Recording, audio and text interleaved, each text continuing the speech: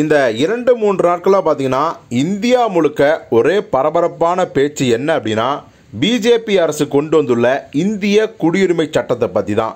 சரி, அந்த சிஏஏ என்கிற இந்திய குடியுரிமை சட்டம் என்றால் என்ன அப்படின்னா, அதாவது இந்த பாகிஸ்தான், ஆப்கானிஸ்தான், வங்கதேசம் இந்த மாதிரி நாடுகளிலிருந்து மத ரீதியான துன்புறுத்தலால் தப்பி வந்த இந்துக்கள், கிறிஸ்டியன்ஸ், சீக்கியர்கள், பார்சிகள், சமணர்கள், பௌத்தர்கள் இப்படி எல்லாருக்குமே இந்திய குடியுரிமை வழங்க இந்த சட்டம் வகை செய்கிறது.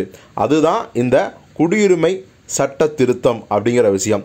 இந்த 3 நாடுகளைச் சேர்ந்தவர்கள் இந்தியாவில் 6 ஆண்டுகளுக்கு மேலே தங்கியிருந்தாங்கன்னா தன்னுடைய பிறப்பு தேதியை நிரூபணம் செய்யாமல் குடியுரிமையை கோரி விண்ணப்பிக்கலாம் அப்படிங்கிற ஒரு விஷயம் இருக்குது. அதே மாதிரி சட்டவிரோத குடியேற்ற நடவடிக்கை ஆளாகாதவாறு அவர்களுக்கு இந்த சட்டம் ரொம்ப பாதுகாப்பாக இருக்கும் சொல்கிறாங்க.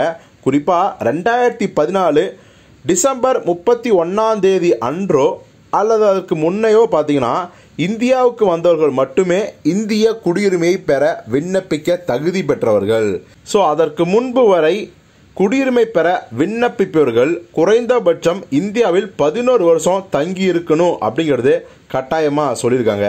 அதே மாதிரி பார்த்தீங்கன்னா இந்த குடியுரிமை சட்ட திருத்தத்தை மத்திய அரசு எப்படியெல்லாம் நியாயப்படுத்துது அப்படின்னா, இந்த பாகிஸ்தான், வங்கதேசம், ஆப்கானிஸ்தான் இந்த மாதிரி நாடுகளில் மதத்தின் பெயரால் அவற்றில் சிறுபான்மையாக கருதப்படும் இந்துக்கள், சீக்கியர்கள், பௌத்தர்கள், சமணர்கள், பாரசிகள் இவங்கெல்லாம் துன்புறுத்தலுக்கு ஆளாகிற பார்த்தீங்களா, அவங்க எங்கே போய் தஞ்சம் அடைவாங்க? இந்தியாவில் தான் தஞ்சம் அடைவாங்க. அப்படி இந்தியாவுக்கு தஞ்சம் அடைய வருதால பார்த்தீங்கன்னா முஸ்லீம்கள் பெரும்பான்மையாக வாழும் அந்த நாடுகளில் முஸ்லீம்களுக்கு எதிரான நடவடிக்கை மேற்கொள்ளப்படுவது வெகுவாக குறையும் அப்படின்னு இந்திய உள்துறை அமைச்சர் அமித்ஷா சொல்லியிருக்காரு. அதாவது சிறுபான்மை இனம் அப்படிங்கிறது இருக்காது.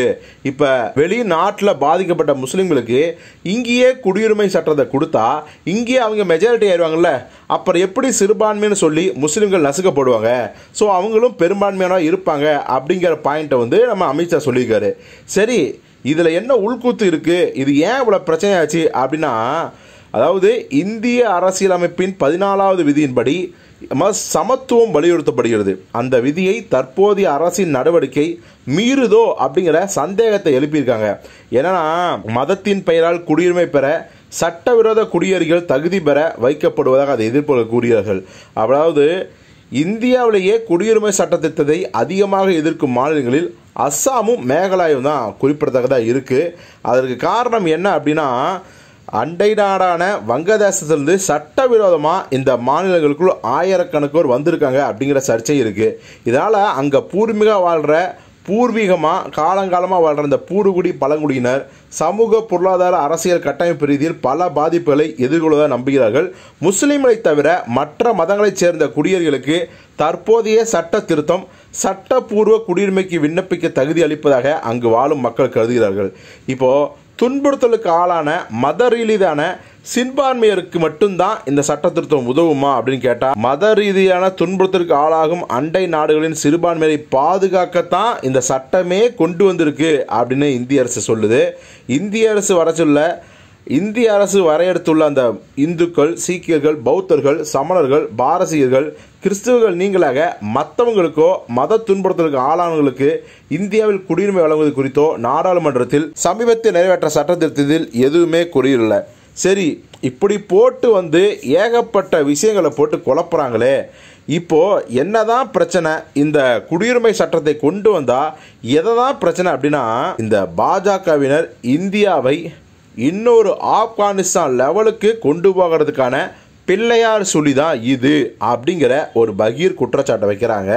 அதாவது இந்த நாடு நாசமாகி மத கலவரங்கள், உள்நாட்டு போர், மாநிலங்களுக்கிடையே சிவில் போர் இந்த மாதிரியான விஷயங்களை உருவாக்கி இந்த உன்னதமான தேசத்தை பிரிவினை செய்யணும் அப்படிங்கிறது தான் அவங்களோட நோக்கமாக இருக்குது.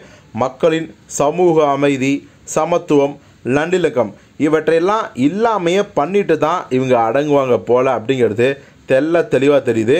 மத உணர்வுகளை தூண்டி கலவரம், துப்பாக்கிச்சூடு இந்த மாதிரியான பல விஷயங்களை வந்து நாட்டுக்குள்ளே கொண்டு வந்து நாட்டையே குட்டிச்சோறாக்க போகிறாங்க. ஆனால் அவங்க மட்டும் பார்த்தீங்கன்னா பாதுகாப்பாக பால்கனியில் உட்காந்துக்கிட்டு ஃபில்டர் காப்பி குடிச்சிக்கிட்டு ரொம்பவே ஜாலியாக அதையெல்லாம் என்ஜாய் பண்ண போகிறாங்க அப்படிங்கிற மாதிரியான விமர்சனத்தையும் பார்த்திங்கன்னா எல்லாருமே சொல்கிறாங்க. இதற்கு அவங்கக்கிட்ட பாராளுமன்றத்தில் 300க்கு மேலே, அதாவது 303 தலையாட்டு பொம்மைகள் இருக்காங்க. கொஞ்சம் கொஞ்சமாக மேல் சபையிலும் தலையாட்டி பொம்மைகளை வசப்படுத்தி கொண்டிருக்கிறார்கள். மக்கள் தான் விழிப்புணர்வாக இருக்கணும். ஸோ அதனால தான் இந்த குடியுரிமை சட்டத்துக்கு எதிராக நிறைய பேர் போராடுறாங்க.